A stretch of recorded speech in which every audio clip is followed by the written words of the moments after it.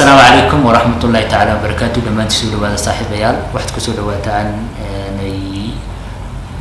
mareegyada aan ku leenahay baraha bulshada kaasoo kala socon doonta wixii hadda ka dambeeya buugaagyo aan gorfeynana aniga saaxiibkay waxaan wax wada akhrinay muddo hadda ku siman 2 sano wax wada akhrinaa buugaagyo badanna waan wada akhrinay kolka maadaama toddobaadkiiba wax isku dirjinay buuga markaas ku dirno waan gorfeyn jirnay wax badan waan kala faa'iiday muddada aan joognay kadibna waxaan jeclaysanay inaan wixii duubno si qof kale ay wuxuun ugu kordhiso kolka toddobaadkan buuga aan isku dirnay aan soo akhrisanayno wuxuu ahaa buug la dhaho dhambaalada quraanka kolka waa buug cajiiba oo ka hor dhici maayo kolka buugaas aan akhrinay buugaas aan u fadhinaa maanta inaan wax ka niraahno kolka ugu horreyn waxay la soo dhaweeysan saaxiibkay si uu bal inay kelmad yar oo kooban buugo inooga dhahay siduu u qoran yahay buuxinta qortay wax saas ay soo hordhacayeen oo si saaxiib soo dhawow alxamdulillah ma sha Allah wandhawahay wad salaamantihiin buugan waxa la yiraahdaa dhambaalada quraanka waxa qoray sheekh la yiraahdo adham sharqawi buugan waxa turjumay la yiraahdo abdulhakim ya turjumay buugan inta badan waxa uu ka kooban yahay 255 meelahaas ku dhawaad buugan waxa uu markii uu sameeynaya aayad buu soo qaadan aayadii ayuu isku dayaa inuu faalo iyo muxuu naqdin ka bixiyo iyo ibro iyo waano uu ka bixiyo soo aayada dul socda aad iyo aad baa maasantahay saaxiib كل بوق سيرو قرنيا وحويا وآيات آيات بسوق هذا كمذا آيات القرآن الكريم كتب آيات يبوح قسمين يا شرحات وكابوق دم من بلو إلى من دمات آيات هاس أيو سوق هذا يا كتبنا آيات هاس أيو شرحات كم هنا وحيابها لقدي فكرة آيات هاس أيو نوع حكتها تابني وكا صاحب أدي أن كل آيات هاس ودن حاجة كمسوا لقاذا كنو آيات كميدة هذه عن سوق على نو بل هل آيات كميدة أو لا تعجبتي وحياة كهذه سو يفرمها آيات هسبت بنتادي عن نو سوق قطو نو انطرت هل آيات سلاذا يتبحى كميدة وما سنتهي آياته آد بيوفر بدنيه والله بالله آياتها يعني لما ورن كرا يبوغا إيا حاجة نوصو بندقي كرا دمانتي آيادا آد يادو قيمة بدن كستو قرآن كإلهي سبحانه وتعالى جبي يسوع قيمة ليهي عدنا آيادا آد سي ليا بدن أيا كجرا آيادا هم قارك وحاكم ذا آيات الله سبحانه وتعالى قرآن كله وإذ قال ربك للملائكة اسجدوا لآدم فسجدوا إلا إبليس أبى واستكبر وكان من الكافرين آيادا أو يعني كاليسا مركي الله سبحانه وتعالى وأمري إن يسجدان ملائكته dhammaantood ay u sujuudaan aadan waxa diiday oo ka gaar noqday oo ka goonin noqday ibliis ayaa ka goonin noqday ibliis uu diiday uu iskibriyay wuxuuna kamid ahaa gaalada aayadan marka la barbar dhigo ibliis sujuuda uu diiday ayaa sabab u noqotay in laga dheereeyo naxariista Ilaahay iyadoo ay tahay in laga dheereeyo naxariista Alle لكن مركا آنو فيرينو حالة إبليس يا حالة قفك مسلم كأه محوها نول صلاة كتجية مركا بربر بجنو وحين نصوب بحيس أرين ليابله أرين تا أو يعني أن أورنكرو أن إلهي سبحانه وتعالى مركو أمري إنه يسجدان ملائكة إبليس وديده إبليس وحوديده آدم حق قفك مسلم كوديده يو الله يعني الله أبوري آدم وديده مركا حاجة وحاجة صوب بحيسا إلهي سبحانه وتعالى إسقى حمان كوفن حمان دم حمان ودن إسقى كوفني إن ومحوها إنه نحرس بدنيه والدنبية فربنا إن قد عاية هذا وصل نقول إلهي سبحانه وتعالى وإن قد عفا يوحول بانسمينه إلهي سبحانه شام أيضا بعجيب تاي كل إلهي كل لقيه سجود وديدي علشان وحده ديده وحياة وقف بلا آدم لكن وحياة 10 عبيرة لغا قادن كرا كدبنا نحرست على ولغا فوقي oo dee qaabta akhrin sugaysa sida quraanku barabada ku sheegay iyo dee dulliga uu adduunka ku joogo waa joogtaa bal ka waran ninka salaadii ilaahay ka tegaya ilaahay abuuray ka tegaya isagana naxariistiisu sidee bay noqon doontaa waxyaaba lala tacajubo haddii qof ila aadama oo ilaahay amar uu siiyay inuu sujuudo ibliis ahaa haddii uu sujuudi waayey sujuudii uu amarka uu sameeyay waayna naxariista abaloga dhig adigaagan Allihii ku abuuray markaad u sujuudi weydo oo salaadii tuko weydo bal ka waran naxariista Alle intee ku jirta waa القياس قوي بدر وكأدي برنتي عجيب تاي أنا إنك صبوغو آيات القرآن وآدو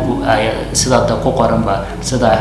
لقى حيجين دمبا على القرآن كوكي آيات كسوق القرآن كايتاي بل شيخ محمد بل آيات كلا القرآن إنه قدر كتو ولا تعجبتي محكم ذا والله هرتو إن كستون عن أورانكرو آياتها آد بوفر بديهين آيات كله أو يعني أورانكرو حاويا أن إلهي سبحانه وتعالى قرآن كسوه كله ولا تصعر خدك للناس يعني دبرك هكجدين دتك دبرك يعني دمك هاجها أما هكجدين دتك يعني أيضا مركز سدا عن أوجن وحي نوت المامسة يعني يسدول لجا إنه قف كبرين oo yani waxay leedahay ayadan oo sheekhu ku soo qaadanaya hantida ka dhigaysa qof kibirsani waa ayduye mar haddii aad hanti haysato oo hantidii aad ka dhaxlayso waxa la yiraahdo kibiriye isla weyni ma hanti daba waa hanti aydu weeyaan waxay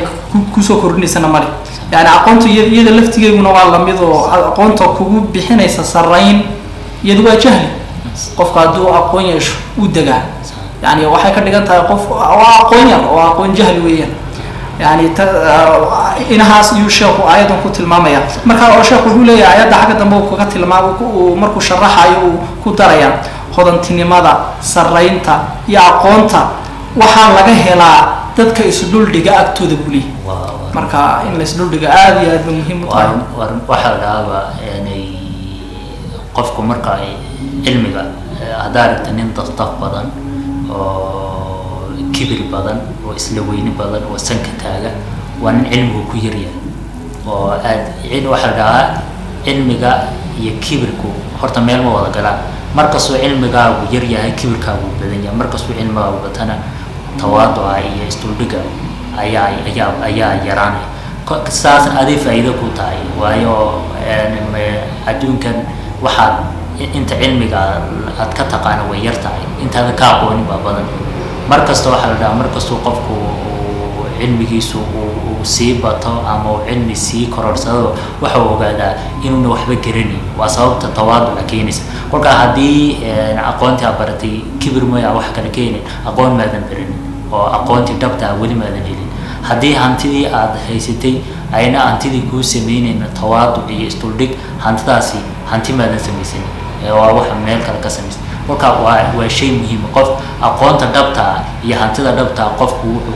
كقاعدة استوادع يستولك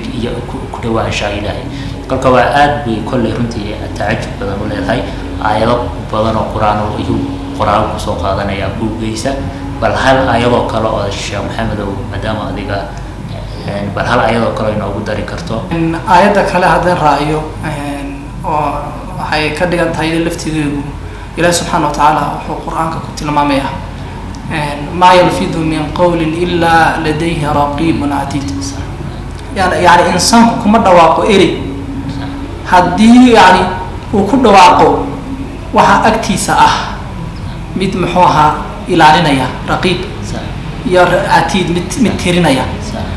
ما دام ساعتها هي قرآن وحو كنت لماميها ما دام وكسارا يمر والبابا آيات والبابا وكسارا يوحيابا بدن وكسارا يو oo inaga yani noo ibro ayaa wuxuu tilmaamaya malaa'iktu kaliya ma qorayso hadalka dadka dhex maraya communication ka dhexdiina ka dhex dhacaya malaa'iktu ma qorayso kaliya ma qorayso iyadoo xataa ay qoraysana hadana waxay ay raacinaysaa qoraysaa waxyaabaha ka dhex dhacaya mass media social media baraha bulshada waxyaabaha lagu dhex qorayo lagu record garaynayo maalin walbaba aad ama been ha noqoto ama run ha noqotee waxaad qorayso in inahaas oo dhan waxyaabaha oo dhan malaa'igtu way diiwaan gelinaysaa maalinta aakhirana way ku dambaysaa sababtoo ah malaa'ig baa ina xifaadinaysa sidii ilaahay qur-aanka inuu tilmaamay oo waxaan walba ku hadalno ilaahay subxaana wa tacaala malaa'igtiisa meelo badan buu wakiishay qaar baa roobka